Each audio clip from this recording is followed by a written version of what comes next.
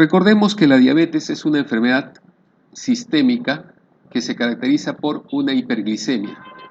¿Y esta hiperglicemia se debe a qué? Se debe a que hay un déficit absoluto o relativo de la insulina. ¿Y a qué llamamos déficit relativo de la insulina? No es que esté disminuido la insulina, sino que hay resistencia a la insulina. En otras palabras, así haya gran cantidad de insulina, la función no es la normal, por eso es llamado déficit relativo. Puede haber trastornos de lípidos, proteínas, aparte de los trastornos glúcidos, y puede responder a muchas causas. Recuerden que todas las hormonas no nacen de frente, sino nacen primero como una prohormona, luego se convierten en una prohormona y terminan siendo la hormona. En el caso del paciente con diabetes mellitus, la preproinsulina tiene una cadena polipeptídica, tiene dos moléculas de insulina, un péptido C y uniones de disulfuro. Cuando esta prohormona se convierte en prohormona, se libera de la cadena polipeptídica y solamente quedan las dos moléculas de insulina, el péptido C y los puentes de disulfuro. Y cuando esta ya se convierte en la hormona, se separan las dos moléculas de insulina del péptido C.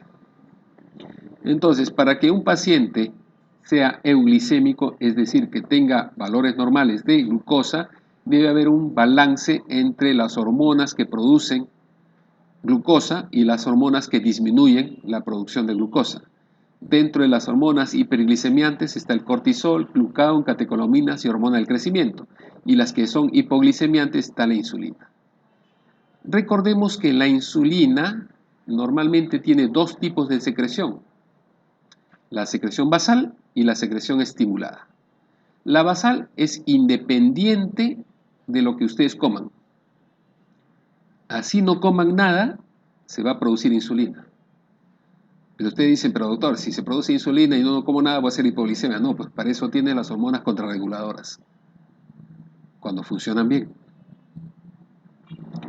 ¿De acuerdo?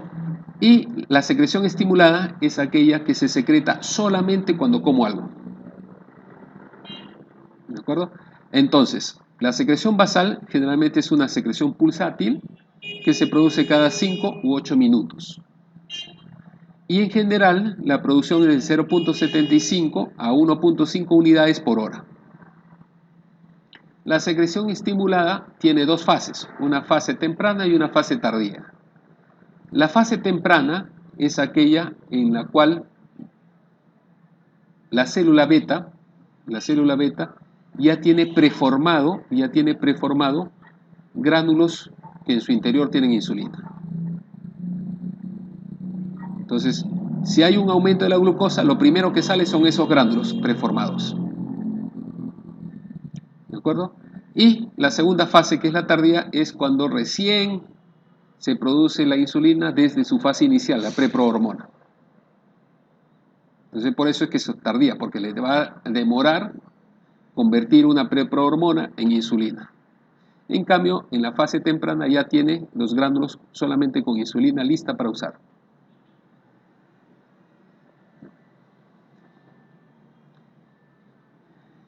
Y eso es lo que representa esto. La fase estimulada es aquella cuando yo como va a producir aumentos de la glicemia en color azul. Y como respuesta a este aumento de la glicemia se va a producir en la línea roja la insulina. Y cada vez que como va a suceder eso. Entonces, normalmente la glucosa va a estimular la secreción de insulina por parte de las células beta. Viene la glucosa y agarra la célula beta que ya tiene los gránulos preformados, libera la insulina. Esta insulina viaja a través del torrente sanguíneo hacia la célula donde vaya a actuar. Acá tenemos la célula en color verde y acá afuera tengo el receptor para la insulina. Acá está mi insulina de color lila y acá está mi receptor de color morado. Entonces, y acá en amarillo tengo mi azúcar. En el interior de la célula tengo los transportadores que están en la parte profunda del citoplasma, no están en la superficie, están en la parte profunda. Y estos transportadores se llaman GLUT. Y va a depender del número, GLUT 3, 4, 5, de qué célula estemos hablando. Entonces, ¿qué sucede? Viene la insulina y se une al receptor. ¿Y ahí qué va a pasar? El GLUT comienza a desplazarse hacia la superficie. Una vez que llega a la superficie, comienza a imaginarse y a producir básicamente que el transportador quede expuesto hacia la parte externa. Una vez que está expuesto a la parte externa, recién ahí, la glucosa puede ingresar a través de esos transportadores al interior de la célula.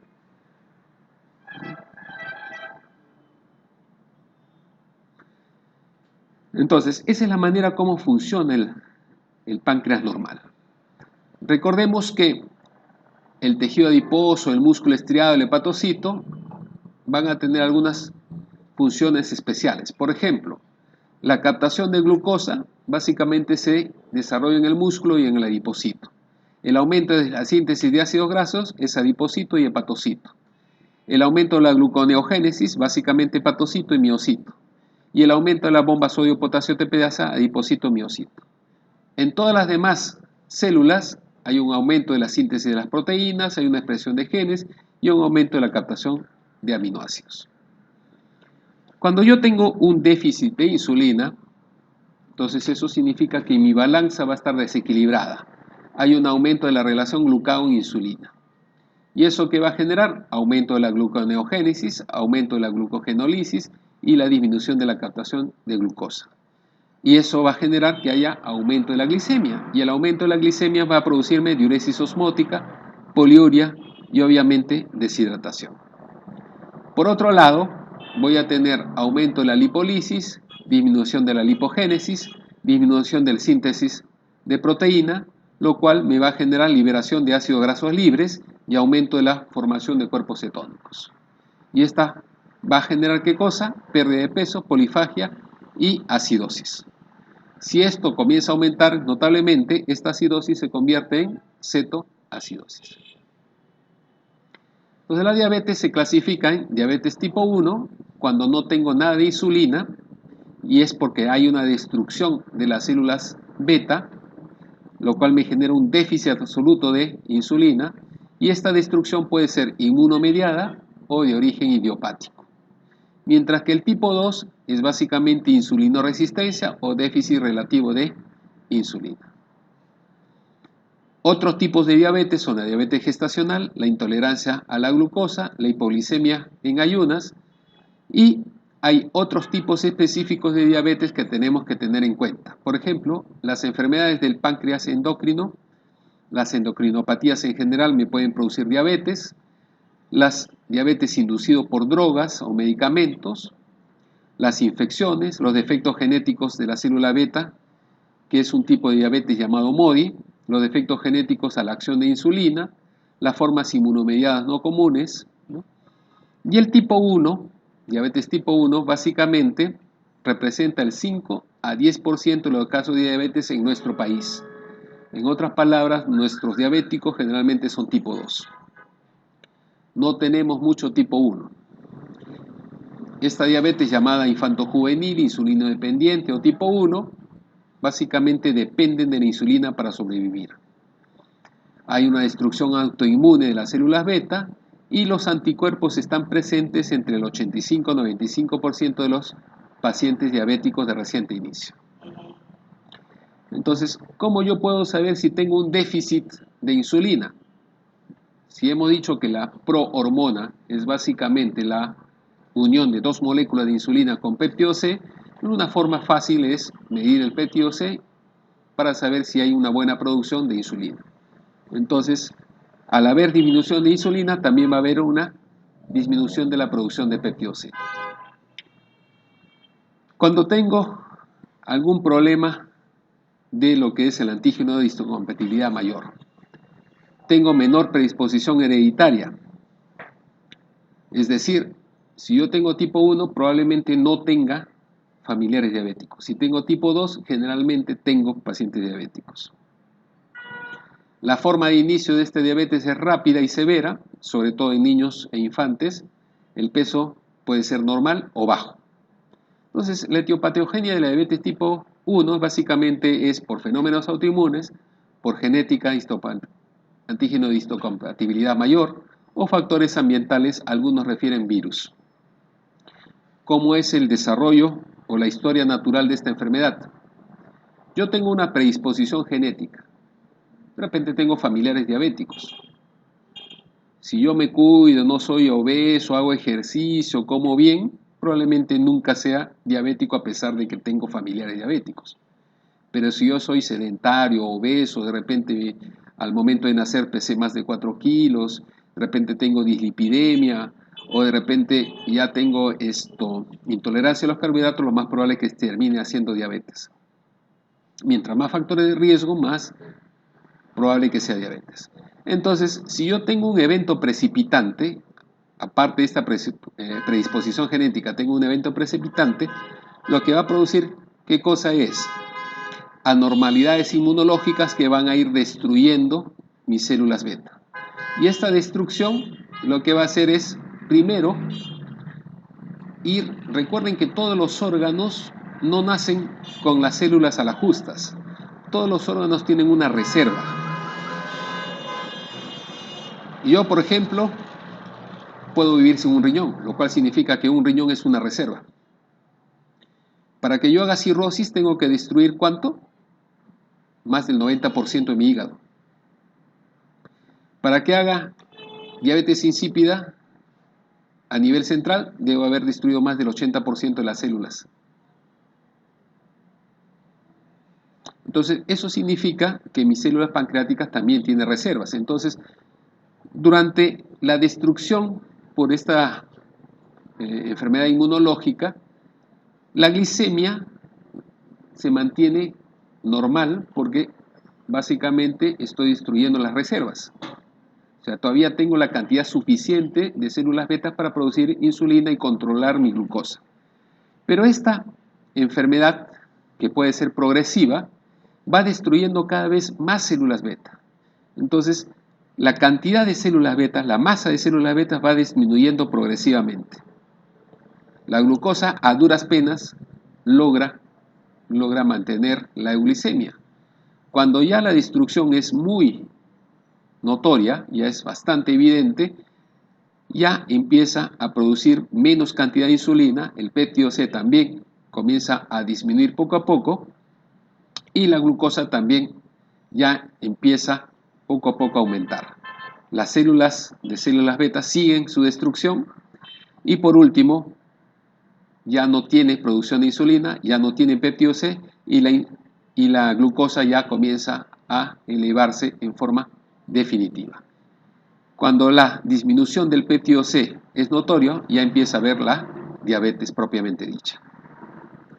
¿Qué pasa en el diabético tipo 2? En nuestra población, el 90-95% de los casos son tipo 2. No necesariamente requieren insulina para vivir. Hay una insulinoresistencia, que es lo que me explica el cuadro. Y por lo tanto va a haber hiperinsulinismo. ¿Qué significa eso? Supongamos que tengo dos pacientes. Los dos tienen glucosa de 80. Los dos tienen la misma edad, los dos tienen el mismo peso, qué sé yo. Los dos tienen 80.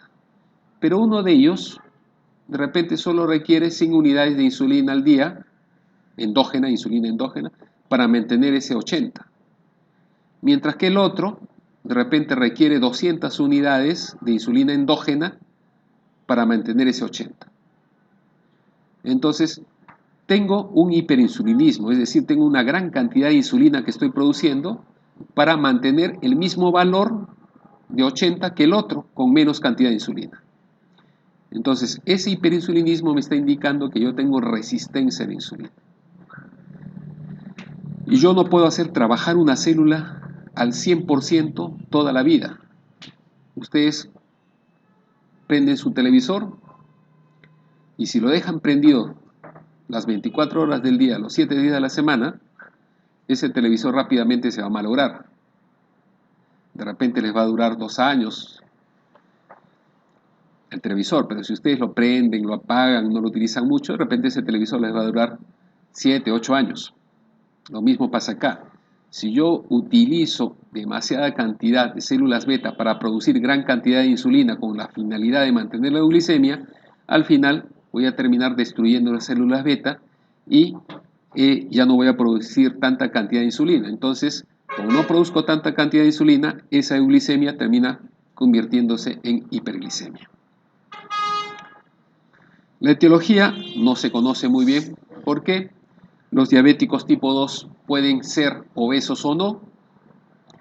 La forma de presentación también es solapada y oligosintomática, a diferencia del tipo 1 que es más notoria, es brusca. El diagnóstico a veces es accidental, el 50% de los pacientes de repente se van a hacer un chequeo médico por algún motivo, qué sé yo, van a rendir un examen de repente de conducir, o de repente, qué sé yo, les piden un carnet sanitario porque tienen una pastelería, ¿no? O de repente se van a operar del ojo y le piden dentro del peroperatorio una glicemia y se dan cuenta recién ahí que son diabéticos. A veces tú le preguntas al paciente, oiga, ¿y cómo come usted? Normal. Y muchas veces nosotros nos quedamos con esa idea de normal. Cuando ustedes pregunten y el paciente le dice normal, comparen con lo que ustedes supuestamente comen. ¿Cuál es lo normal para usted? De repente el paciente le va a decir 4 o 5 panes al día, de repente me repito 2 platos de segundo. Para él es normal, porque está habituado a eso. Pero para ustedes es demasiado. Como hay personas que ustedes le preguntan, señor, ¿tiene tos? Sí, desde hace una semana estoy tosiendo bastante. Y señora, ¿hace 2 semanas tenía tos? Sí, pero una vez al día. O sea, la gente a veces confunde las cosas y dice normal cuando en realidad una tos nunca es normal. Es una respuesta a algo. Pero como esa persona de repente ha estado 2, 3 meses con esa tos y recién hace 2 semanas se ha puesto más intensa y más frecuente, ella no considera la tos esporádica como algo patológico, sino desde que empezó a aumentar. Lo mismo acá. El paciente de repente está 5, 7, 8 años comiendo bastante, como está habituado a ese volumen, para él es normal. Incluso la familia, sí, él es de buen diente, ¿no? Y no se están dando cuenta que de repente hace 5, 7, 8 años el paciente ya era diabético, sino que no era diagnosticado. Entonces, muchas veces estos diabéticos tipo 2 se asocian con hipertensión, dislipidemia, ¿no? Hay una predisposición genética, ya habíamos dicho, más bien el tipo 1 generalmente no tiene familiares diabéticos, el tipo 2 generalmente los tiene, y la etiopatogénica es básicamente insulinoresistencia, factores hereditarios y factores ambientales como obesidad, sedentarismo y la edad. Entonces, si nosotros nos fijamos en la diabetes, vamos a ver que el 54% de ellos tienen resistencia a la insulina más déficit de secreción.